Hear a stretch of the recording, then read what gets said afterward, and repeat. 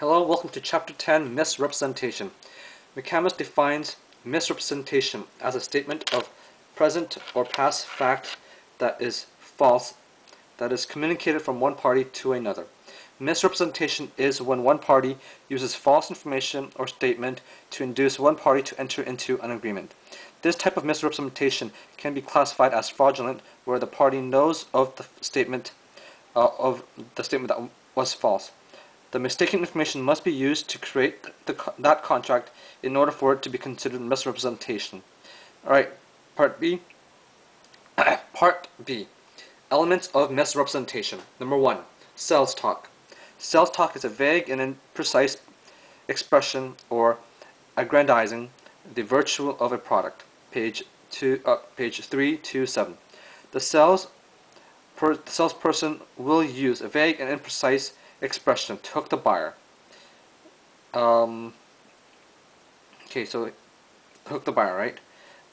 Those expressions are not reliable. They are a statement by the seller to enhance their chance of selling the property. If any of the sales talks proves to be false, there will be sufficient grounds for legal remedy.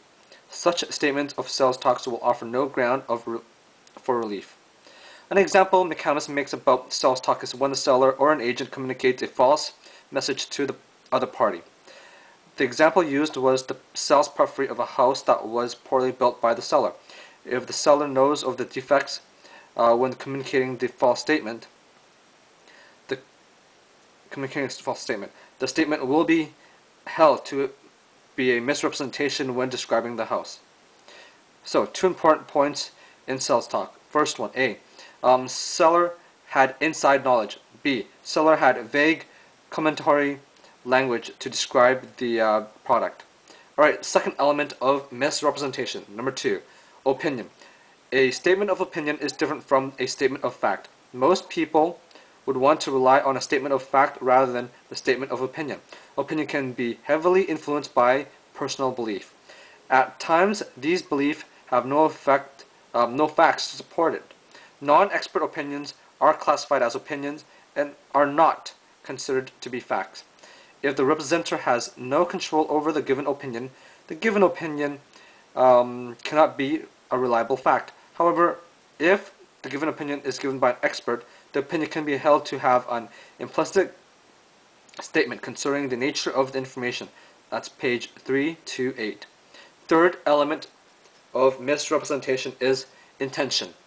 Intention is a statement about a future occurrence that is not a statement of fact. Okay. Thus, it should not constitute a misrepresentation.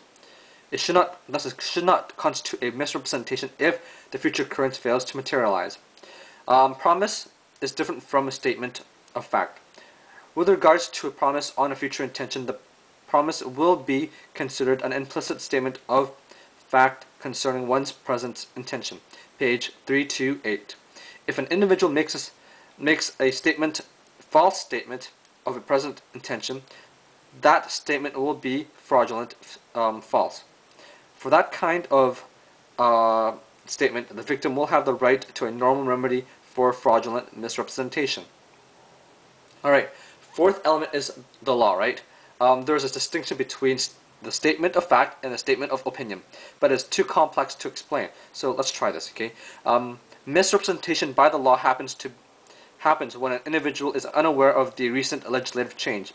A statement by a non-lawyer is not considered to be a legal opinion. Rather, they are considered to be a statement of fact about the law.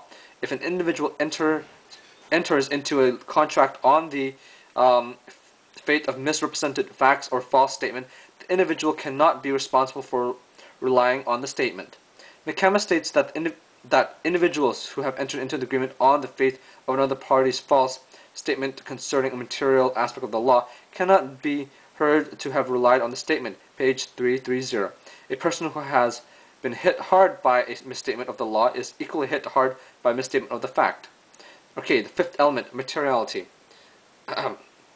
So I quote here: the requirement that the misstatement of fact be material means that the misrepresentation must relate to a matter that would be considered by a reasonable person to be relevant to the decision to enter the agreement in question. Unquote. That's page 330. Okay, so misrepresentation relates to the factual matter that has great consequence. In the case Redgrave versus Heard, material information that was important to the decision of the buy was misrepresented. Redgrave had an ad in search for a new business partner to join his practice. Redgrave told Heard that the practice had a net income of £300 a month. Redgrave showed Heard summaries that proved that fact. The actual net income was £200 a month, and said that the remaining £100 were in the some paper that Heard had to check to confirm. Heard never checked the papers and signed the agreement. After signing the agreement, he realized that what he had done and refused to go through with the contract. As a result of this, Redgrave sued to have Heard for specific performance, and Heard countersued for fraudulent misrepresentation and sought for rescission. It was held that Heard could not sue for fraudulent misrepresentation as Redgrave did not know that the statement of facts were false. So, final decision was held that the contract would be rescinded on the grounds of innocent misrepresentation. Heard's reliance on Redgrave's was enough to constitute a misrepresentation, and there was no duty.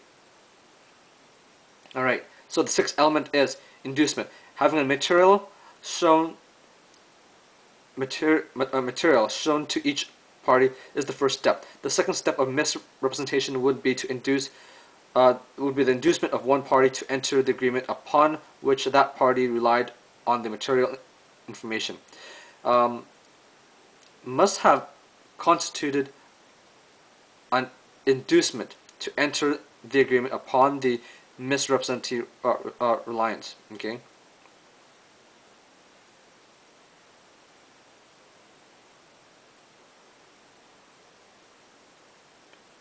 Okay.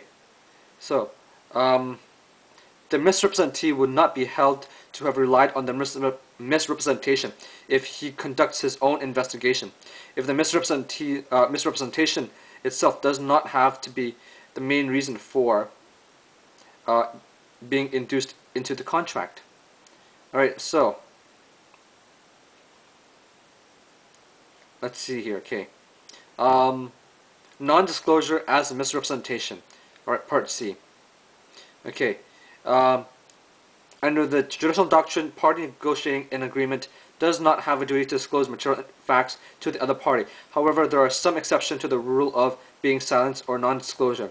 Non-disclosure can give effect to misrepresentation. If there were misrepresentation based on non-disclosure, the agreement can be rescinded. Alright, first, okay. So, misrepresentation is found to be half-truth and partial disclosure of the true facts. This information can be misleading. An example of half-truth case is Nottingham Patent Rick and Tile Company versus Butler, where the solicitor did not even check to determine whether if there were any restriction on the use of the property. Half-truth cases like this prove to provide a base for rescission. Alright, the second one is the second type, okay, of non-disclosure as a misrepresentation is active concealment of the truth.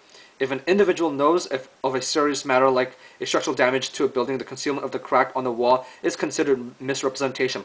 The sale of the building will be rescinded for misrepresentation if the refusal to allow the party to inspect the product